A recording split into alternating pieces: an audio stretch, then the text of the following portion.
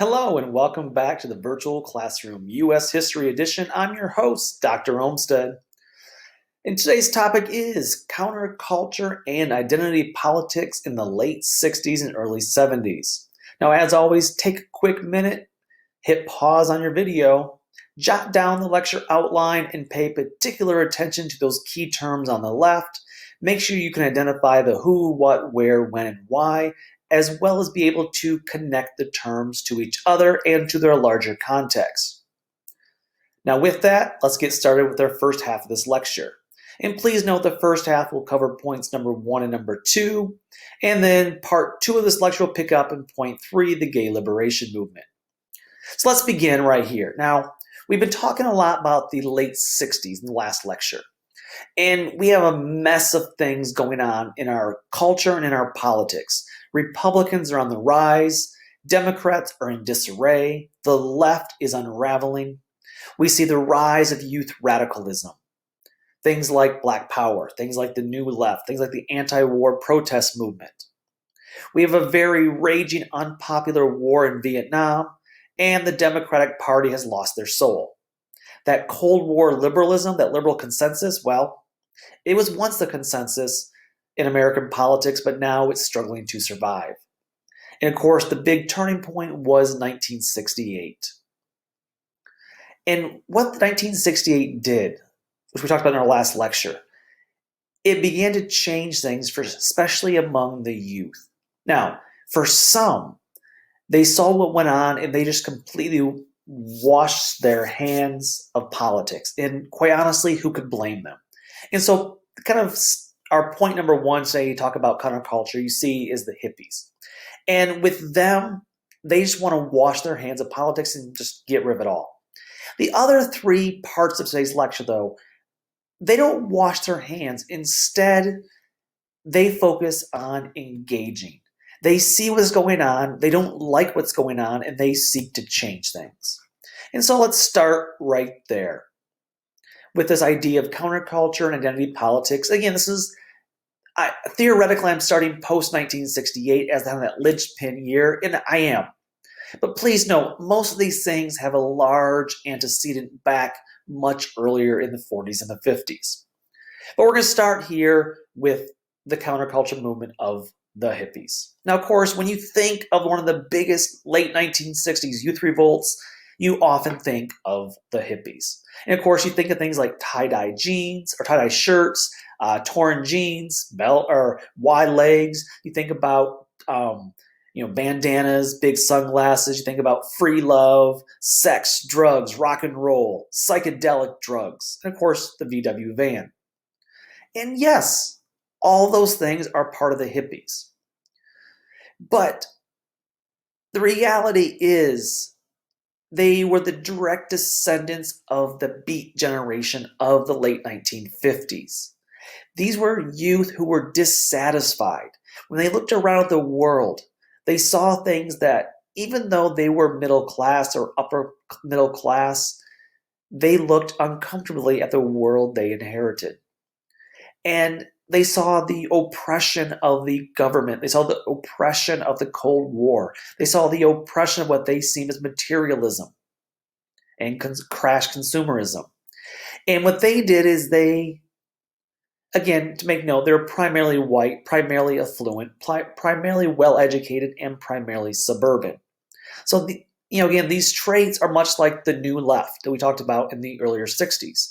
So they are affluent, white, middle-class, suburban, and well-educated. And they're alienated by the race riots. They're alienated by the Vietnam War.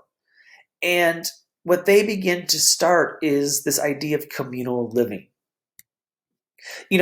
Today, minimalism or minimalists are kind of all the rage, or one of the big things, or tiny homes, small houses. But for the hippies, though, they were kind of the forebears of this. They want to get rid of their suburban homes and instead move into large communal living. Again, they're reducing their luxuries, they're reducing their house, their living space, their material goods. And in 2 major epicenters of this occurred in our country. One in San Francisco's Haight-Ashbury district, and in New York's East Village.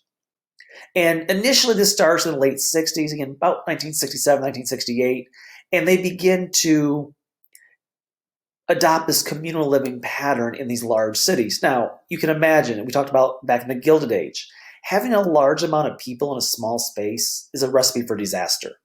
There's disease, there's dirt, there's just conflict.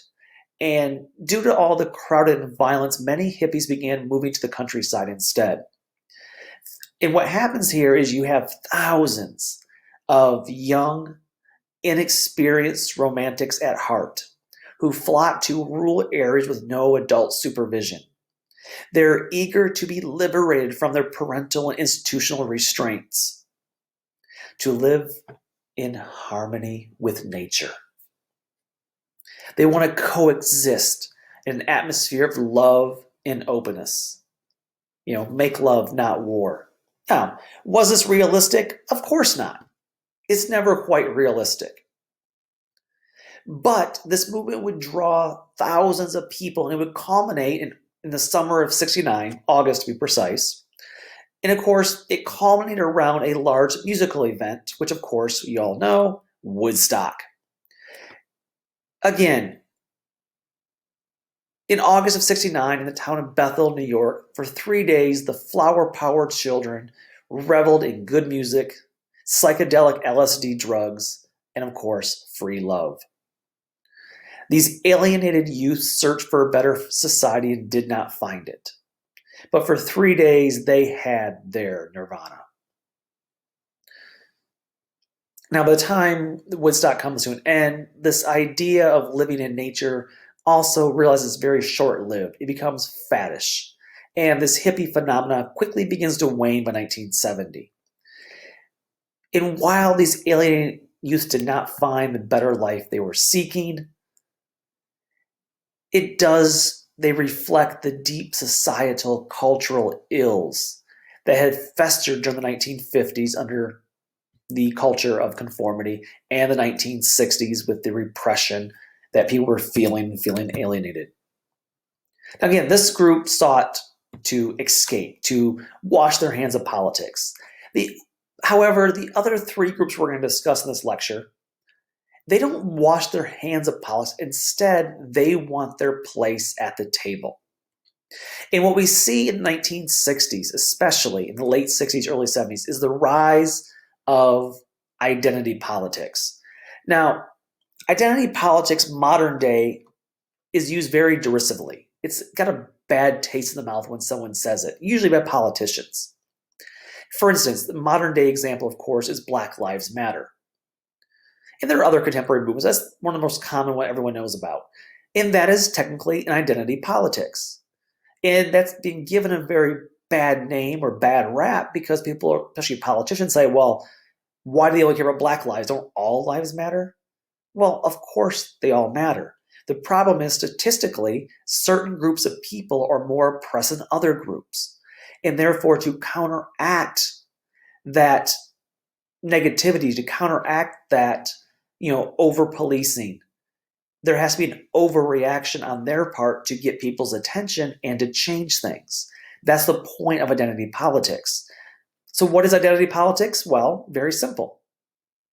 It's identifying with a particular oppressed group and working together for a common interest. Let me repeat that. This is important because modern day identity politics gets a hugely bad rap. So identity politics, identifying with a particular, usually oppressed group and working together toward a common goal or common interest. If we think back to the very beginning of this class back in the first half of U.S. history, we talked about Native Americans. Remember, they were originally all individual Native groups. But under the common oppression of the British, they would eventually come together to fight back. That was identity politics. In this case, though, all these groups we'll discuss, starting with the Chicanos and the Mexican Americans, they are an oppressed group, a minority group in the United States who are going to fight back through both peaceful and not so peaceful means in order to have their seat at the table in American politics and be accepted by mainstream culture. And again, we're going to start here. Again, there's lots of them in this period. And one of them I wish we had more time to talk about was the American Indian movement, because Indians will have a second coming during the late 60s called the American Indian Movement, or AIM, AIM. And they will do a couple of big things in the 60s, or in the late 60s, early 70s that will get the attention of Americans. One is they will actually go out and take over and occupy Alcatraz Island in San Francisco. Now, the jail had already been closed. And if you go visit it now, you will still see graffiti on the walls from the time when Native Americans took the island. And they had done so as a way they said, hey, come here, let's form a separate autonomous group away from the United States. A second group focused on Wounded Knee in South Dakota, the Black Hills, sorry. In the Black Hills, they went to Wounded Knee and they sought to establish an autonomous Indian nation, or at least get some kind of recognition and help. And the response was Indians, especially reservations, would be granted special privileges. Now, again, I wish we had more time to discuss that in greater detail, but we're instead going to move toward Mexican Americans and the Chicanos. Now, the reason I chose these three groups, again, we could talk about Native Americans longer, but I chose the Chicano movement, the gay liberation movement, and the feminist movement because all three have strong intersections here in Texas. And I thought that would be more of interest to you. And so let's start with the Chicano movement. And perhaps maybe the most Texan of all the movements, the Chicano movement. So what does Chicano mean? That's one of those terms that we could spend a few days on, just dissecting that word. Now, the short version of it is at one time, Chicano was actually a very derisive slur, or racial slur, to describe poor Mexicans. However, by the late 60s, early 70s, it had been reclaimed by Mexican Americans as a sense in term of identity. It was used by young Mexican Americans who resided in the United States, but had no real identification with Mexico proper. In other words, Chicano was used to describe a distinct Mexican American culture that wanted to highlight the idea that they had a proud cultural past that went all the way back pre-Columbus. Now, before we get to the actual Chicano movement, though, we need to go back to the 50s and 60s to understand how it evolved. And of course, it starts largely in the rural areas, especially among migrant farm workers. It starts with the man pictured on your screen, Cesar Chavez. Now, like most migrant working families, life was harsh, life was unsafe. You were poorly paid, poor work conditions. Let's think about this for a minute. You will work in the fields all day, every day, picking crops for white Americans, other Americans to eat. For your troubles, you were given back-breaking work. You were literally stooped over all day. We talked about this in the 1920s.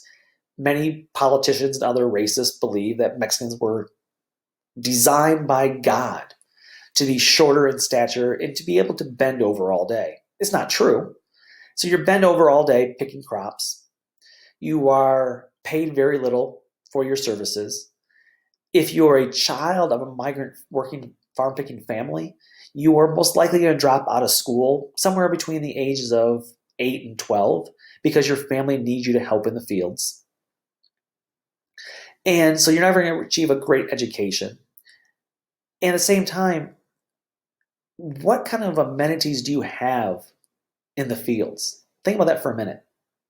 Now, we talk about the Gilded Age, how bad things were in the factories. And those did improve by the 40s and 50s and 60s. You know, people were given bathroom breaks, smoke breaks, other types of breaks. There were bathrooms you could take. There were, water you can drink or refreshments you can buy.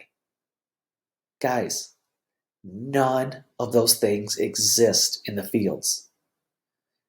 Go drive by a field. Do you see any bathrooms out there?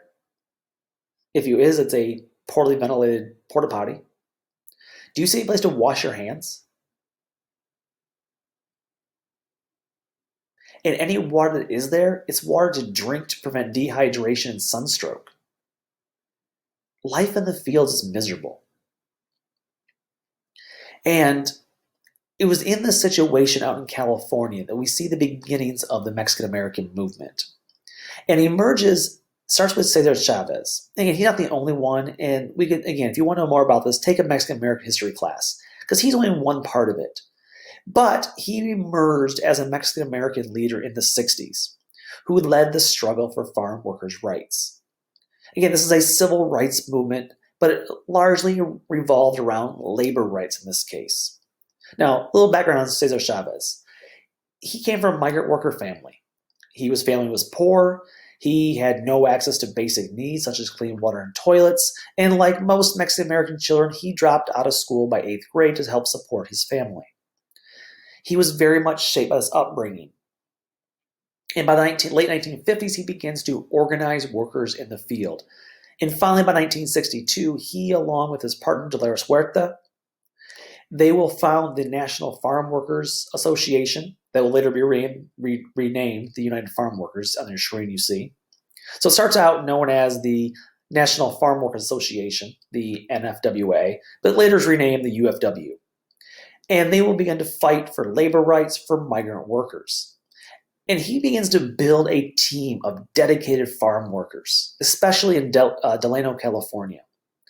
In 1965, they will become an official union, part of the AFL-CIO, and they will strike against Delano, a California grape growing company. Because in this area, grapes are popular, especially to turn into wine. And they realized that if they struck every grape grower, they would fail. So instead, they hit just one of the bigger ones, but one grape grower. And what their goal was here was, yes, they will do strikes. They will prevent they will withhold their work from labor from the fields. The problem with that is they're in the rural areas of California. I've driven by Delano. There's nothing there. I mean, I was on the freeway about 5 years ago there, and you don't see hardly any traffic even. And so if you want to get people, the media's attention, the fields are not the way to do it, because all they'll do is bring in new migrant labor, undocumented laborers, or other forms of labor. And so simple striking here would not be effective. So they would do things like march, as you see in the picture on the screen. The other big thing with this was a boycott. And what they did was they began to organize. And they began to send people from California all throughout the country and even internationally to any large city in the country. And what they would do is they would picket outside of grocery stores. And they would have pamphlets and tracts, and they would just sit there all day outside of a grocery store telling people, don't buy the grapes. Support the people who pick the grapes. And it took a few years, in fact, it took 5 years. But this nationwide boycott of California grapes worked.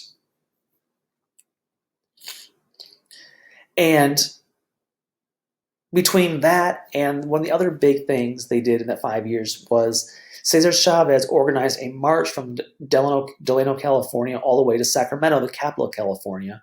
And during that time, he engaged in a hunger strike. And you see the picture here. This is where he's ending the hunger strike, sitting next to, of course, Bobby Kennedy. Remember, he was a proponent of civil rights. And this gained, again, why a hunger strike? Well, it gets media attention. So between the 5-year grape boycott and this march plus the hunger strike, finally, it gave enough bargaining power to the UFW to finally break the grape companies. And they will, by 1970, they will finally get a union labor contract. Now, I wish I could say it was all good after that. Unfortunately, within about 3 years, most of the grape companies sought to try to break the union by bringing in scab non-union laborers. And there would be a second major grape boycott in 1975. And by 1975, they will finally achieve their goal of finally getting a union labor contract. Now, the fight's not over. They will continue to fight for things. There were other issues besides just better pay and bathroom breaks. Things like pesticide use. Back in the 50s and 60s, even the 70s and the 80s, what would happen is they would spray pesticides on the fields to prevent, insects from destroying the crops. Well, usually often done by crop dusters or modern day through sprayer systems. Well, during the 50s and 60s, it was common for these things the chemicals to be sprayed while the workers were in the fields. These things had chemicals that could cause cancer. Now, finally, by the 70s and 80s, they stopped doing it on the fields where the people were working. They do it in the field next door. Then when the wind blew, it blew the chemicals on the workers again. It wasn't until the 1990s that this was finally banned. So this was not a one-and-done situation for the UFW. So where does this talk about the Chicano movement, though? Because what happens is very much like very parallel to the African American Civil Rights Program, where they start out in the rural South for integration purposes. However, that does not really impact the urban areas elsewhere. And so what we see is after the success of Cesar Chavez, his nonviolent civil disobedient protest began to inspire other groups across the country to engage in identity politics.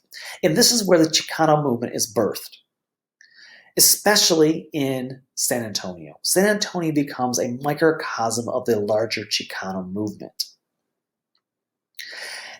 And plus, it's a good success story. Because by the 60s and 70s, Mexican Americans in San Antonio actually San Antonio was considered a quote-unquote moderate city in terms of race relations. In other words, they weren't that bad. There were no lynchings per se. There wasn't overt racism. Maybe no those signs say no Mexicans, no dogs allowed. But Mexican Americans were still relegated to poor, segregated neighborhoods, aka barrios. And there was a massive number of Mexican Americans in San Antonio, but the politics were still dominated by, whites. And meanwhile, in these poor areas, gang violence, poverty, and the political inequality plagued the barrios. And so in the situation, eventually the youth, Mexican American youth, had enough. And in the late 60s, early 70s, they began to organize socially and politically. And they would form a group wherein they actually organized the warring gang members. And they formed what was called the Mexican American Youth Organization, MAYO, or MAYO. And what they did was they organized these warring gang members and said, hey guys, you're tearing apart our city. Fighting each other is not the solution. We need to organize and fight against the real problem, which is, the white governmental structure that seeks to keep us segregated and in poverty. And they became very militant, using nationalistic rhetoric, much like the Black Panthers did. Again, this is a much more radical agenda compared to Cesar Chavez. So this is MAYO and the rest of the groups we'll talk about in the Chicano movement are much more militant, much more akin to the Black Power movement. And what they saw was that the traditional civil rights organization of Mexican Americans, LULAC, the League of United Latin American Citizens, was much too soft, much too integrationist, very similar to how Black Power saw the NAACP and the SCLC of Dr. King. And they began to do very similar things as, the Black Panthers did. They would organize voter registration drives to get people out to vote and change the political system. They began to organize school walkouts. Now, give you an example of this. In San Antonio, young Mexicanas were not allowed to join the cheerleading squad. They were not allowed to be on homecoming court. Now, this was a big deal for young women. Young men, Mexican American men were not allowed to join sports teams. And one of the reasons they couldn't join the homecoming court or be a member of it is because the homecoming court was voted on by the previous winners, who of course were all white. And they refused, due to racism, to vote for Chicanas. And as a result, the Mexican American Youth, MAYO, helped organize a student walkout to bring attention to this issue. And sure enough, after that, Mexicanos were allowed to be on homecoming court. They would be voted on. And of course, once they're voted on, they're able to continue to vote more and more of them. Similarly, with the issue of the cheerleading squad, young Mexicanos were not allowed on it because of racism. And so they staged a school walkout. And again, because of their efforts, young Mexicanos were now allowed to join and be part and integrated and just belong to this extracurricular activity that was, for Mexicanas, for girls. And the other successes were important as well, besides those. street violence, gang violence, violence in general in the barrios drastically went down because the gangs were working together against their common enemy, the white political system. And as a result of this, now this was the youth organization. The adult version of the organization was known as the Brown Berets, and they would be very much like the Black Panthers. They dressed in very militant brown garb, and they used very militant tactics. They would do things like, well, very like the Black Panthers, open breakfast programs for underprivileged youth. They would open medical facilities and clinics in these poor barrios to help treat the conditions of Mexican Americans. And the result, the culmination of all this was 1981. San Antonio will finally elect the first person of Mexican descent to be mayor, in Henry Cesar.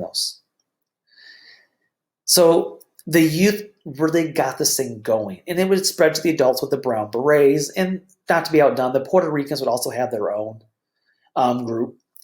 But all these groups were taking the idea of this identity politics, embracing it, and then trying to change things. And again, this spreads throughout the country. There were Chicanos in Colorado. There were Chicano movement in Michigan.